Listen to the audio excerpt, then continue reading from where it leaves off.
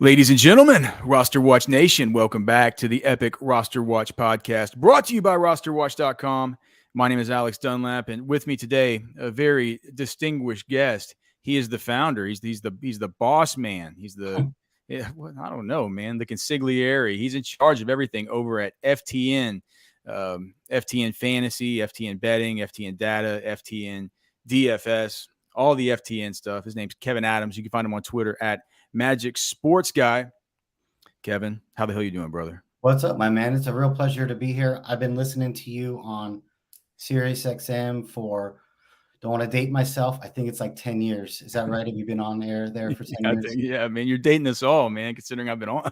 I think it's our 12th season on there, man. So, that's awesome. We've certainly enjoyed the ride, and certainly one of our guys, man, Jeff Ratcliffe, who we've come up with in that whole deal now over at FTN Fantasy, of course, as everybody knows, and an important part of everything that you guys do there on top of the data and on top of the DFS and on top of the betting stuff. And, one of the things that I think we should just talk about it right off the bat before we get into some of your best ball tips and strategy for some of these large field tournaments. I really want to hear your thoughts on getting some teams through and just kind of right now what your exposures look like across your underdog contest. But before that, let's just talk about the fallout from everything that happened with Football Outsiders. You guys, I know that you can't speak to that in particular. I'm not sure you'd want to, but FTN has stepped in and has made sure that some of the most important pieces of that are going to be kept intact. Do you want to talk about it? Yeah, I would love to. I read that stuff a couple months ago, saw it on Twitter like everyone, and a little light turned on in my head that might create some opportunity for FTN. And luckily, we have this amazing charted data. We acquired Armchair Analysis. If you've been around long enough to remember them as well. So we have 23 years of data and advanced level, I call it like PFF level charting data, which allowed Aaron to basically reconnect.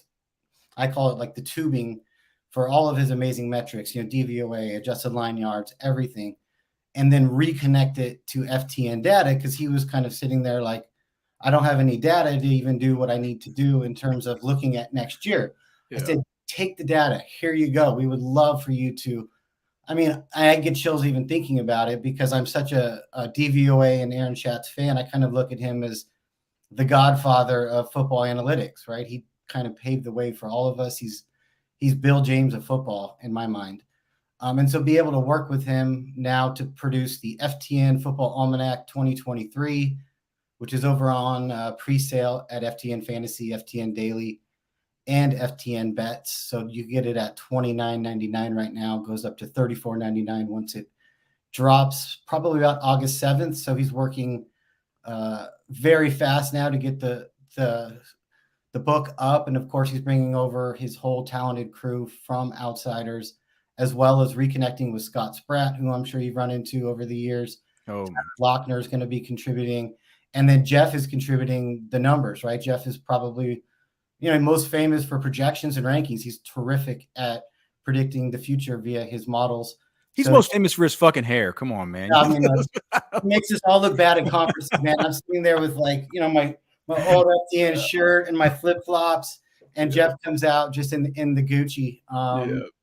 So, but that's, he makes us look good, and without Jeff's professionalism and his show and all that, that's kind of what really put FTN on the map. So we're so grateful to have Jeff in the family. But now with Aaron, it's so neat to have those two guys kind of connect. And this guide is truly, like, to me, the football Bible. It's always been I always thought it was like an edge, but now I realize everyone else was reading it. So maybe it's not that big of an edge. But. Yeah. And I wanted to start out with just letting you pitch that because, it's almost one of these things where, people were worried, like, what's going to, like the fact that you were it's almost like a thank you for me and a thank you for the rest of us. The lifeline got thrown to those dudes, and we keep getting the product that we've kind of gotten used to that feels like it's sort of a part of football season starting. So I appreciate that. Like, I've gotten a lot of notes like that, and it means a lot. People say, man, I'm so happy that book is going to be there. It's part of my process, and now I don't have to adjust. Thank you. And yeah, me too. I said a lot of it was selfish. I needed it for my own DFS play. Yeah, man, for sure. All right, but you're not just a DFS player. You're also playing a bunch of best ball stuff. In fact, last year in the Best Ball Mania, what was Best Ball Mania? Was it 2 last year or 3? 3 last year. Now we're doing 4. Are we on 4? Okay, so I can't believe I get them mixed up. Best Ball Mania 3, you finished 19th last year, so you got through to the final. Before we talk about your just exposures and stuff, let's just talk about some best ball tips and strategy for these large field tournaments, because it's extremely hard to be able to finish at the top of your own league, right? And then after you do that, you have week after week after week of having to finish in the top percentile of these various contests, and then you get thrown into this big one, and all of a sudden it feels like you're in sort of like a single entry small field GPP. How do you take all of those? Like, it feels like people play for certain strategies, and people play like, I'm building this team to get through. I just want to get through, and then all bets are off as far as what happens in these final weeks. Or I'm stacking for week 17, and I'm building correlations for week 17 because who cares if I get through? If I get do you have a take on what the strategy is, or just how your mind wraps your head around the fact that it feels like you're building a team and you're building a roster and you're going about your decision-making process here to accomplish 5 separate goals? It almost seems like. So how do you circle that square and make it make sense inside your head as far as accomplishing it? That's actually a really good question, because everyone's going so galaxy brain this year. Because they're thinking too much through with, okay, I need to win week 17. Like, guys and girls, you didn't even get through the season, right? Right. Much less the wild card, the semifinal. So what I want to just do, first of all, and I know this is like, it's player selection. That's first. Like, if you stink at selecting players, you're not going to make it. People that can identify, like DFS players, when we're quote unquote on a person, like, that's what you need to be. You better be on the right core people. My guy Sam over at FTN Fantasy pulled up a lot of numbers, and basically the top, I believe the RB1 has been on every winner all 3 years. So there's a good recommendation, right? Draft the RB1 this year. Okay. Right. When 3 years ago I drafted Justin Jefferson's rookie year, was that 3 or 4 years ago now, but regardless, I was at like 36% Justin Jefferson that year, and he was going in like the 10th or 11th round. So obviously I had a lot of success that year because I took a stand on a player and it worked out. A lot of people are also trying to get so much exposure to everyone and trying to like diversify. And anyone who plays DFS knows that's a losing strategy. 150 seems like a lot. It's not really a lot in the scheme of things against 650,000 rosters. So, let's not go too crazy with those week 17 strategies. Go in with a core group of players that you really, really high on. Stick to it. Don't be afraid to take a stand and reach on ADP to get the player that you need, and build a lineup that's going to make it through the freaking season. Because if not, the playoffs are really, really moot, right? So I do love to correlate players. I'm going to take a receiver if I have a quarterback and vice versa. But I never enter a draft with a solid plan. Never, ever, ever. I don't ever say, this is going to be my Cincinnati stack, or this will be my Tyreek Hill. Never. I just let the chips kind of fall, take advantage of the room. Some rooms are high on tight end. Some rooms are high on quarterback. And you can kind of adjust and see where you're getting the value along the way, and just build really solid roster construction teams based on strategies we know work. Like, every winner's had more than 8 wide receivers in the lineup, on their team. Most have had 3 quarterbacks. I believe most have had a top 4 ADP tight end. So we can see some trends. Now, it's only been 3 years, so statistician's not going to think much of terms of sample size for 3 years, but it's all the data we have, right? And that's kind of like being a football tout or expert, is by the time the data is so substantial that it qualifies for true analytics, it's bye-bye, it's gone, right? Because schemes and coaches and players change. So I think you take the data that you have, you construct good lineups that can win a league, and then you kind of need to get lucky in the playoffs. Like, my winning team last year, or almost winning team, had Tyreek, CMC, Jamal Williams, and Hawkinson, right?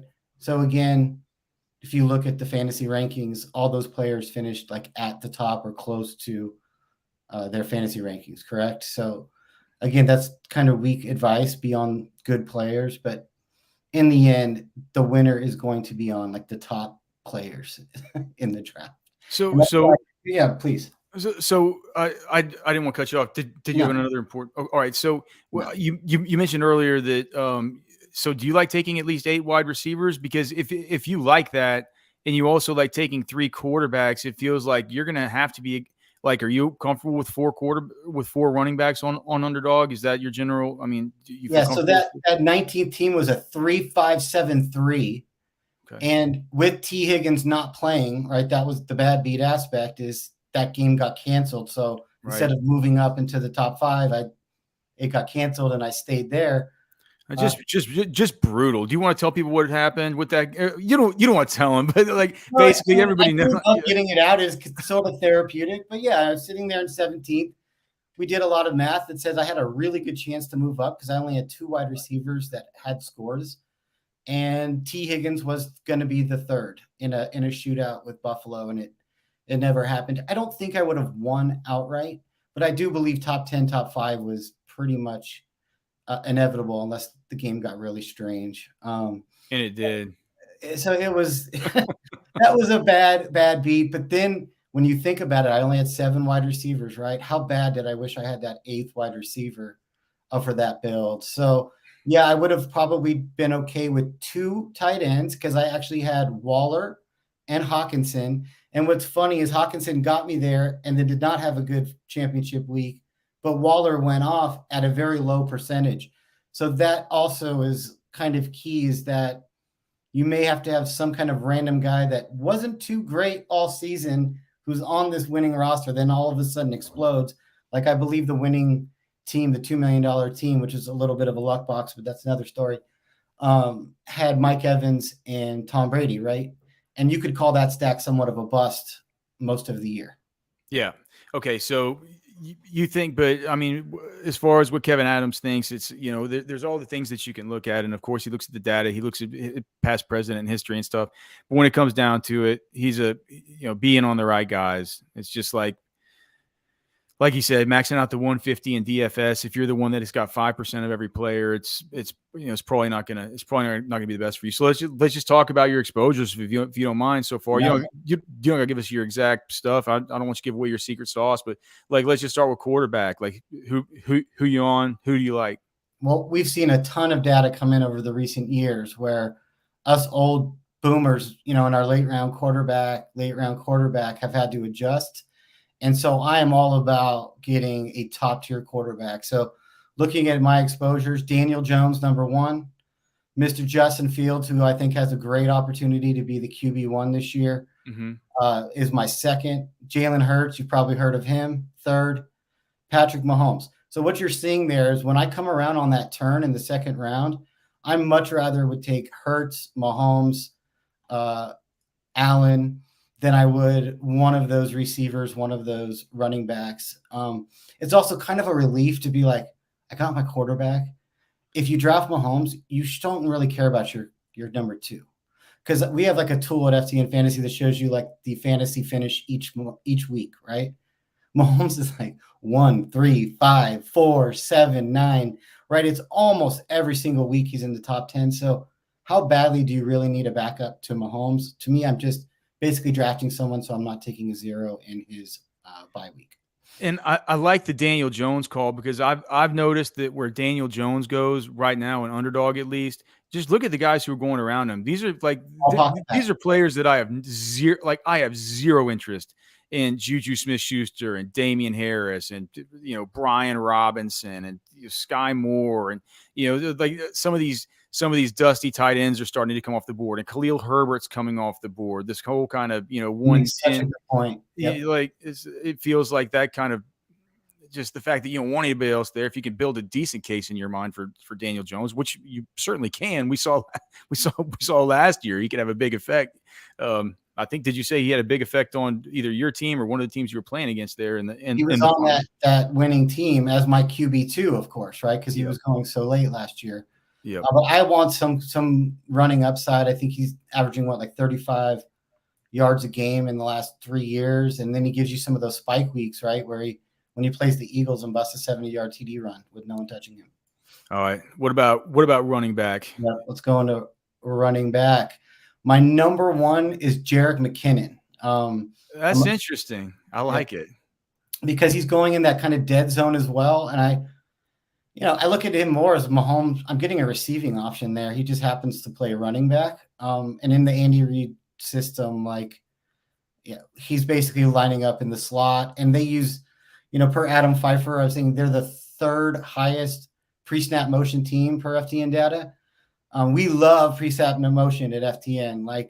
We're seeing so much good data come from success on pre-snap motion, and then you look at Miami last year, you look at San Francisco, you look at Kansas City, and it's so frustrating when you see, in Arizona, fake sharp Cliff, lining up DeAndre Hopkins for the last 3 years on the same side for 85% of his snaps. So anyway, love that pre-snap motion for McKinnon, just moving him all over the field. Is that just a function? Is it also a function of just the offense that he's going to be part of, and just kind of buying into maybe some of it's going to be hard for these other guys to really stick out, and Pacheco just feels like he's really overpriced. I know it's only half point PPR over on Underdog, so it's not as bad as on DraftKings, but I mean, it feels like maybe taking the guy who you're getting it.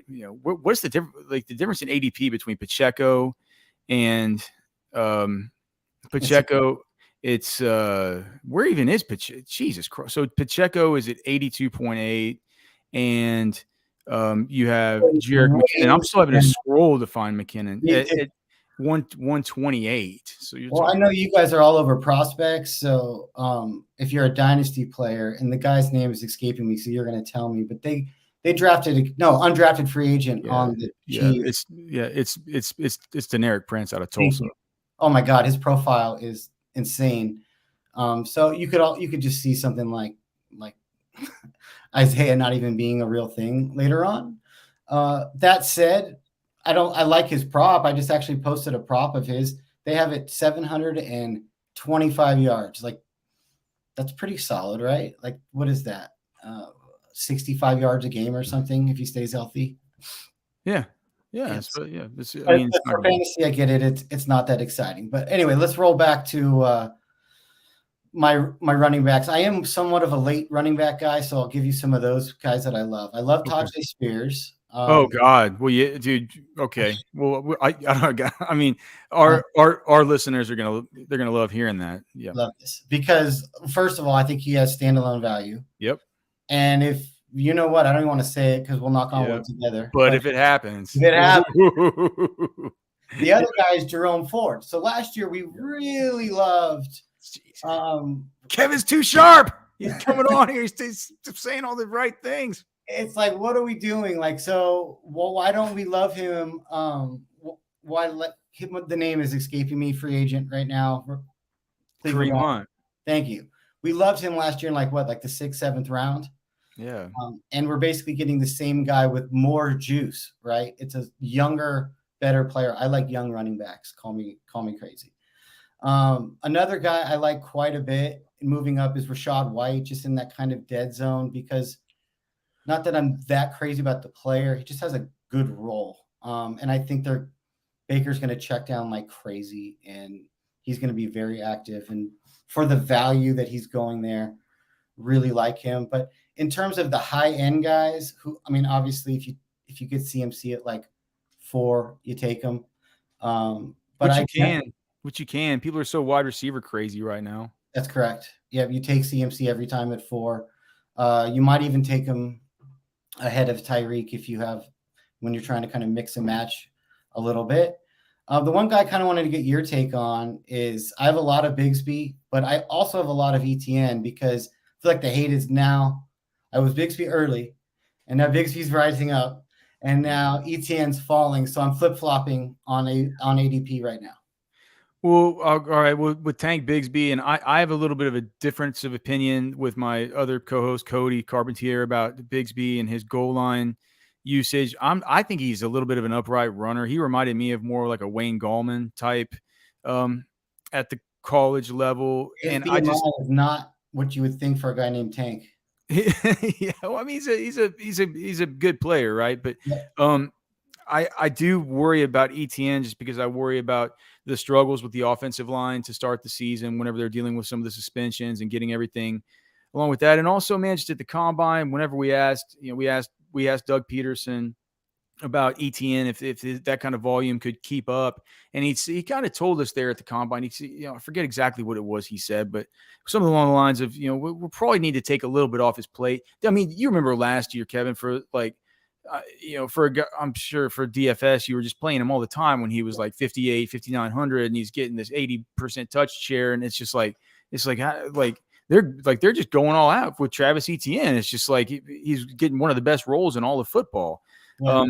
His targets per route run is shockingly low I mean, I just wish I saw a little bit more in terms of the passing work. And if they're going to take him off the field at all for third down, that's what scares me. Yeah, and they did bring in Dearness Johnson too. I mean, I know he's not a great player, but I wouldn't forget about him. He's rep by Drew Rosenhaus, who's down there in Florida, that has good relationships with those Florida teams. I know that you probably talked to him about their pass catching work and stuff. So, I mean, to me, I don't have much Bigsby at all. I probably would have a little bit more ETN, but I'm with you. It's like I don't. I'll tell you this: he's not a player that I have much conviction in this year. Travis Etienne. I don't think it's out of the realm of possibility that he could go back to exactly what he did, because I don't necessarily think Tank Bigsby is going to be the type of player that's going to come in and render a talent like Travis Etienne useless. He's not the same level of talent. Right. With that being said, Travis Etienne is not who you dream up in your mind and just think about as the perfect goal line presence. Neither's Tank Bigsby, but I mean, maybe they could see like a little bit of that there. I know that one of my partners here, Cody, thinks that Bigsby could take on a little bit of that role. So I'm not sure that I agree with him. I wish I had a take where I was like, yeah, man, I really feel this way. I kind of feel a little bit. I feel kind of squirrely about the whole thing. I'm not sure how to feel about either of these guys at their current ADPs. That's very fair. Yeah, I mean, the whole thing with Ridley too throws a whole nother unknown into the mix.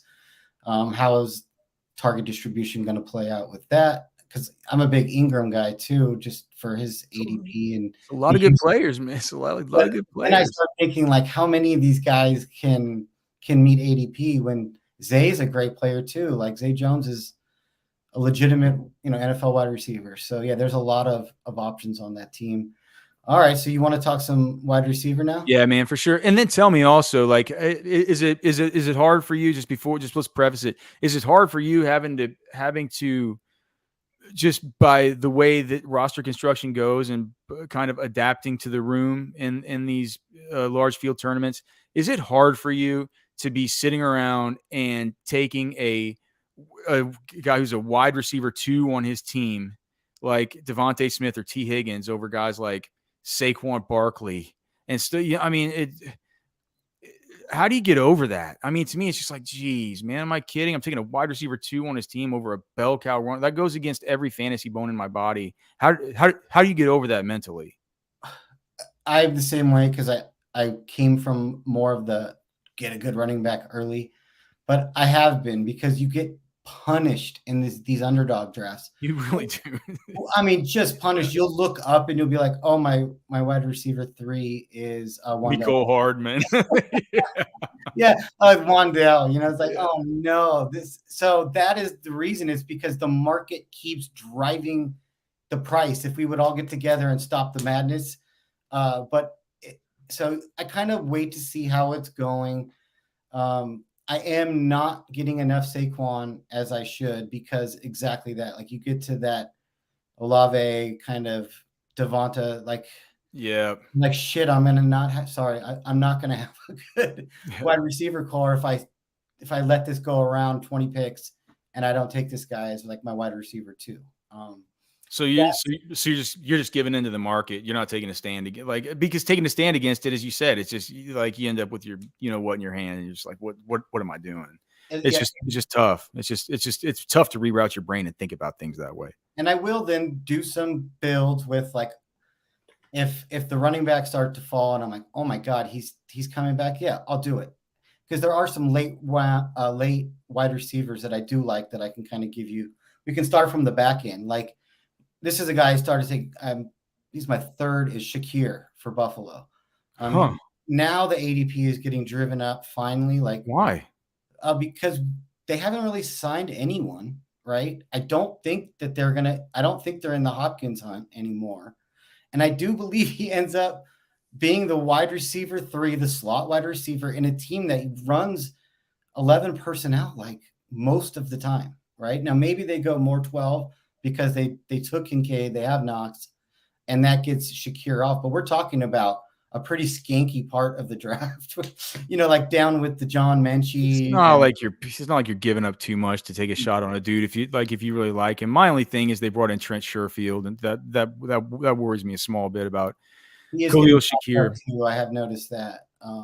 If you have an Allen team, I don't mind Sherfield at the very, very end. A guy that goes undrafted who was 6th, I think, in route participation last year total in the NFL is my guy in Atlanta who was in Las Mac Vegas. Hollins. Thank you. Return of the Mac. You get another game like that Tennessee game last year where he broke the slate. You remember that? He was like 4K. I do. Yep. So, I feel like they're going to pass a little bit more, and I bet you he's out there running wind sprints like crazy opposite. So I really feel like he's the last pick of the draft. Like, he's literally going undrafted. So dude, he's the epitome of one of these better and best ball type of guys. The total cop out thing. I am in redraft, right? Never. Right. Yeah, I agree. Moving into the middle, I really like Jahan Dotson. I just love the guy's just a baller. Yes. You can talk probably more about his profile, but he kind of stands out on film to me as like a Steve Smith kind of guy where like he just has whatever it is. I know that's not great analytic analysis. I mean, he's got that same kind of, whenever he's out there running routes, you look at him and you just kind of think that, at least on his college film, and you saw it a little bit last year too. You also saw a little bit of a nose for the end zone there once he got a little bit more involved, but he's just got that savant, like it's kind of like it reminds you how Jordan Addison was this year, right? Is that same kind of weapon, that same kind of profile. And Jordan Addison's just the shiny new toy. A lot of people seem to have forgotten about Jahan Dotson. I love it. Yeah. I mean, obviously that offense is why I think people are so much more excited. Clearly, right. Yeah. My number one receiver though is DeAndre Hopkins. Okay, you're moving all the chips in sight unseen, huh? You're just doing it blind. 25% nuke at this point. I started it early because what I notice is the same thing is happening with Devontae Adams. I actually did a tweet today about Devontae Adams versus Jamar Chase versus AJ Brown on DraftKings props. Okay, so you got AJB at 1,050 yards, 8.5 TDs, and plus 5,000 to have the most receptions in the league. Devontae Adams, 1,350 yards, 8.5 TDs, plus 700 to have the most receptions in the league.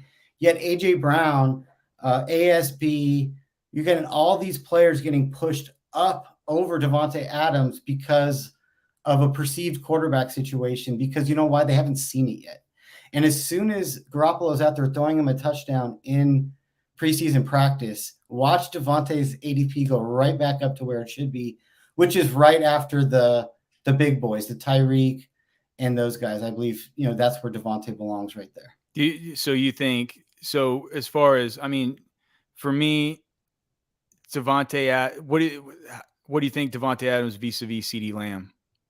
You still have CeeDee Lamb ahead of him? I have CeeDee Lamb a little bit ahead because our guy, Aaron Schatz, is so high on the Cowboys. I had a conversation with him. A little preview here is they're the highest ranked team per DVOA preseason for him. Yeah. Oh. Yeah. So I've been Cowboy heavy, but that's where I cut it off. Like, I don't even think that's probably it. He's right after that for me. All right. So all right. So I'm going to ask you I'm going to ask you your number one tight end. I'm going to ask who it is, but first, once again, tell them what you guys have going on over at FTN, how they can find you on Twitter. Just give them the pitch. Yep. I'm at Magic Sports Guy on Twitter. You can find us at FTN Fantasy, FTN Daily. That's when I start doing my content. I'm a longtime DFS player. We also have Two Gun on FTN Daily. I don't know if you've heard of him, but he's won the Millie Maker 4 times. Yeah. And he did a printout of his roto thingy that tracks from CSV, right, from the sites. He is up $7.2 million playing DFS in the last 7 years. So if you want to know like who he is on, which would be a really good idea, come over to FTN Daily. And then obviously our best ball guide is up. Jeff Ratcliffe's draft guide is up, 288 player profilers, every rookie under the sun written up to death. Check it out. We also did a big redesign this year. So we have a brand new website, and we're also joining the SiriusXM family as of last Saturday. Jake Seeley, Chris Meany, and Lauren Carpenter are on Saturday mornings on SiriusXM at 9 Eastern to 11 Eastern. I know all about that time slot. It's a good one, man. It's a good one. All right. I'm really excited to get on the station with you guys. Hell yeah, dude. Well, congrats on all that, man. Congrats on all your hard work. And congrats to the listeners, because they're about to find out. They're about to find out from you. You got to give them you just got to give them the tight end. Who is the tight end? My most owned tight end is a very boring one, but that's how it happens because you always do more of those late guys, right? Is Tyler Conklin. Tyler Conklin. All right, let's hear this. Totally free, right? Sometimes he goes undrafted. Sometimes he's basically, in your 19th, 20th type of. He's going to be the tight end for Brett Favre, for Aaron Rodgers. That'd be something. Yeah. Old Green Bay. God, I really am dating myself on this podcast. Sorry about that.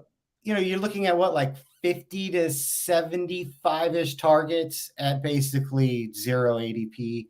Obviously, you're never going to get like excited about your third tight end at the very end of the draft, but you do need to take these guys to complete your thing. So going up on the food chain, I am a Kelsey believer. I have 15% Kelsey, so I will take him at 6 or 7 if he makes it there. I also like the fact that I can get Mahomes, like I said, on the swing by, and then I just go wide receiver, like for like the next like 5 or 6 picks. And then go late round running back, and you have a really nice looking team when you do that. Evan Ingram is probably my best mid-tier guy. He goes after that kind of really good core. And then I like Juwan Johnson late as well. I think he's got a really good profile. I think Derek Carr likes to throw to the tight end. They have a great schedule.